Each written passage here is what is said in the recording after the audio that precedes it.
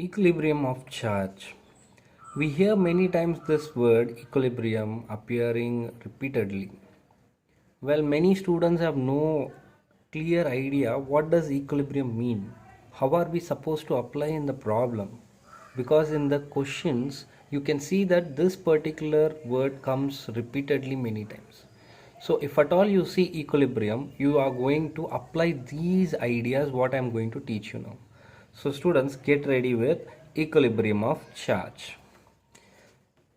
So equilibrium means that net force acting on a charge is equal to zero. So we do know that a charge placed in an electric field, it will experience more than two forces. Then in that case, it may undergo the balancing of the forces which result in net force equal to zero.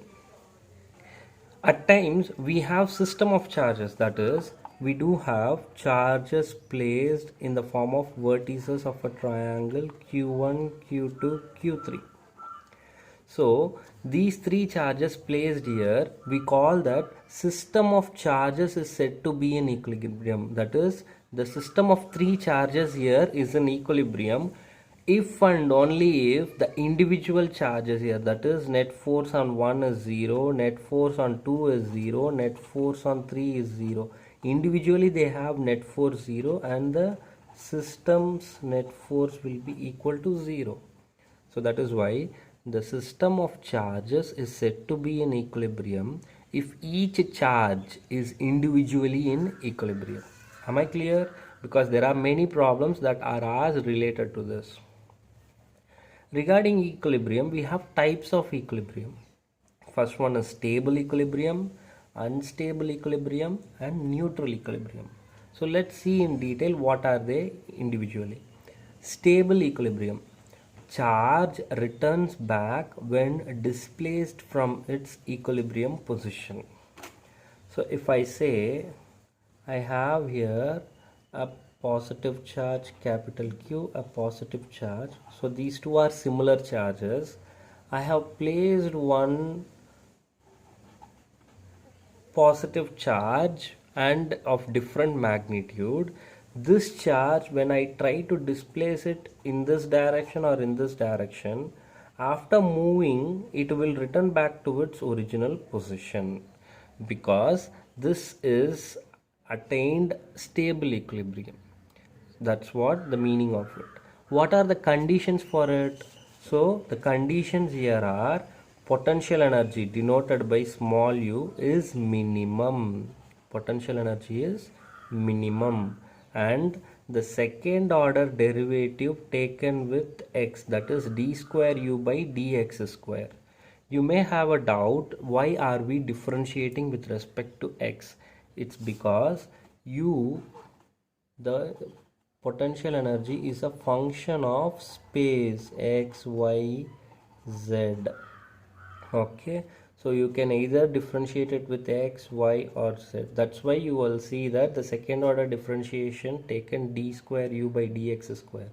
And strictly see it, a particle or a charge having stable equilibrium will have its second order differentiation greater than 0. That is, it should be positive.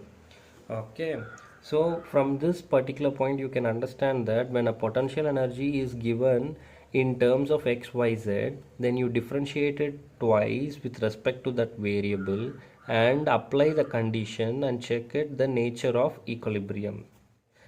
The second one is unstable equilibrium. In unstable equilibrium, the charge never returns back. That is, if I move the charge towards this side, it will keep moving forever. It cannot return back to its original position or equilibrium position. And the conditions here are potential energy is maximum. The second order derivative is less than 0, that is negative. Okay. The third one is neutral.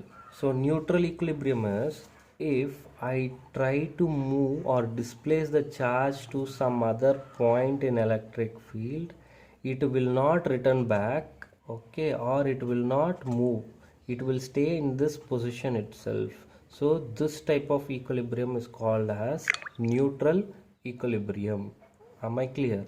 And the conditions for the neutral equilibrium is potential energy is constant. That is, if I write U equal to U of x comma y comma z, it will be equal to constant. That is something like, you can say some number, okay, 5, 10 or 23.